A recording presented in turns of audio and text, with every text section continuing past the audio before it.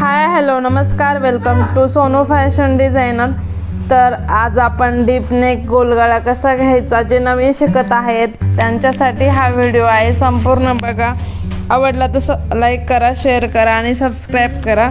तर या ठिकाणी आता अस्तर घेतलेलं आहे बघा, तर व्यवस्थित करून घ्यायचं आहे। आपली जी गळा रुंदी होती त्यानंतर आता आपण इथं गळा रुंदी घेणार आहोत बघा। तर इथं मी 2.25 वरती गळा रुंदी घेतलेली आहे आणि खाली घेणार आहे तर जो गळा आहे 8.5चा तो 8.5चा गळा घेतला आहे आणि खाली मी जवळजवळ 3 इंच घेतलेला आहे बघा। जी गळा रुंदीवरती 2.25 घेतली होती खाली 3 इंच घेतलेली आहे। त्यानंतर सेंटरपासून चौकोनपासून मध्ये 1 इंच खूण केली आणि वरच्या बाजूला 2 इंच खूण केली। या पद्धतीने असा गोलाकार आणि हा डीप नेक पण होतो। तर या पद्धतीने तुम्ही गोलगळा कट करा, एकदम व्यवस्थित येणार, एकदा नक्की ट्राय करा। तर बघा तुम्हाला फायनल हा गोलगळा दाखवते। ह्या पद्धतीने आपला गोलगळा रेडी झालेला आहे। त्यानंतर आता आपण मेन फॅब्रिक टाकणार आहोत खाली। तर मेन फॅब्रिक हे सुईचं आहे। आता बघा दोन्ही पण पार्ट सुईचे एक उलटा आणि म्हणजे दोन्ही पण शेड सारखेच आहेत, त्यामुळं थोडंसं कन्फ्युजन होतं। त्यामुळे आपण व्यवस्थित बघून घ्यायचं आहे आणि व्यवस्थित बघून घ्यायचं आणि त्यानंतर वरती मेन फॅब्रिक ठेवायचं आहे आणि गोलाकार शिलाई देऊन घ्यायची आहे।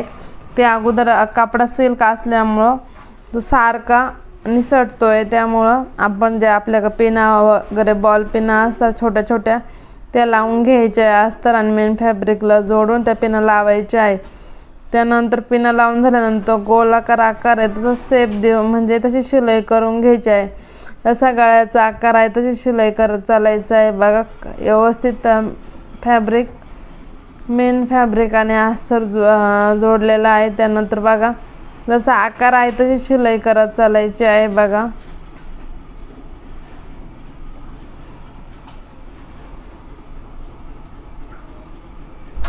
त्यानंतर गोलाकार आपण शिलाई करून घ्यायची आहे।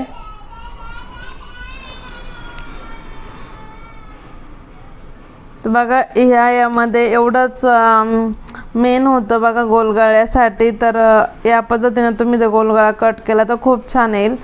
त्यानंतर 1.5 इंचावर आपण शिलाई मारून घेतली, 1.5 इंच आपण शिलाई मारून घ्यायची आहे आणि त्यानंतर एक्स्ट्रा पार्ट आहे ते कट करून घ्यायचे। वाटलं तर पुन्हा एकदा शिलाई करायची आहे आणि कट करायचं, शिलाई करून कट करून घ्यायचं आहे, व्यवस्थित कट करायचं आहे। त्यानंतर आता इथे बघा आपण अस्तर वरून टाकलो ते पुढं घेतलं आहे आणि शिलाई केलेली आहे बघा, जेणेकरून आपला आकार पण छान येतो आणि फिनिशिंग सोबत रेडी होतो। त्यानंतर बघा छोटे छोटे कट मारायचे आहे शिलाई मारून झाल्यानंतर।